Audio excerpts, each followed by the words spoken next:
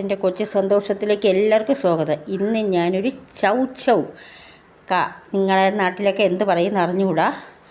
ഇത് മെഴുക്ക് പുരട്ടിയാണ് ഉണ്ടാക്കുന്നത്. എനിക്ക് ഏറ്റവും ഇഷ്ടമുള്ള കറികളിൽ ഏറ്റവും ഇഷ്ടമാണ് മെഴുക്ക് പുരട്ടി. മെഴുക്ക് പുരട്ടി ഉണ്ടെങ്കിൽ എനിക്ക് വേറെ ഒന്നും വേണ്ട. ഞാൻ എല്ലാം മെഴുക്ക് പുരട്ടി ഉണ്ടാക്കും. എൻ്റെ പാചകം ഇഷ്ടപ്പെടണമെങ്കിൽ ഞാൻ എപ്പോഴും പറഞ്ഞ പോലെ ലൈക്ക് ചെയ്യണം, ഷെയർ ചെയ്യണം, സബ്സ്ക്രൈബ് ചെയ്യണം. ഈ രീതിയിലാണ് ഞാനിവിടെ കട്ട് ചെയ്തെടുത്തത്. വെള്ളരിക്ക പോലെയാണിത്. പിന്നെ വാങ്ങിച്ചിട്ടുള്ളവർക്ക് ഇതറിയാം. ഇത് നട്ടാലും പൊടിക്കും.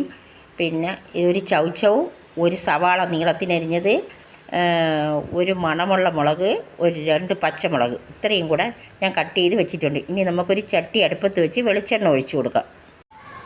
ഒരു ചട്ടി അടുപ്പത്ത് വെച്ച് വെളിച്ചെണ്ണ ഒഴിച്ചിട്ട് സവാളയും പച്ചമുളകും ചൗ കായും കൂടെ ഇട്ട് നമുക്കൊന്ന് ഉപ്പും ഇട്ട് മൂടി വെച്ച് ഒന്ന് വേവിക്കാം. ഒരു 5 മിനിറ്റ് മൂടി വയ്ക്കാം.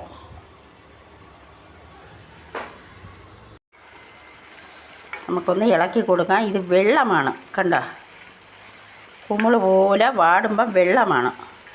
ഒന്നുകൂടി ഇളക്കി നമുക്ക് മൂടി വെച്ച് കൊടുക്കാം.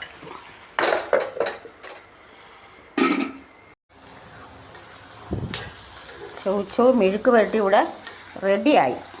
നമുക്ക് തോരൻ വേണമെങ്കിൽ വയ്ക്കാം. ഇത് പച്ചടിയായിട്ട് വേണമെങ്കിലും വയ്ക്കാം, തൈര് ചേർത്ത്. എന്നാലും ഏറ്റവും ടേസ്റ്റ് മെഴുക്ക് പുരട്ടിയാണ്. കണ്ട, ഇനി വെളിച്ചെണ്ണ ഒഴിക്കാവൂ, വേറെ ഒരു എണ്ണയും ഒഴിക്കരുത്. നമുക്കിനി ഗ്യാസ് ഓഫ് ചെയ്യാം.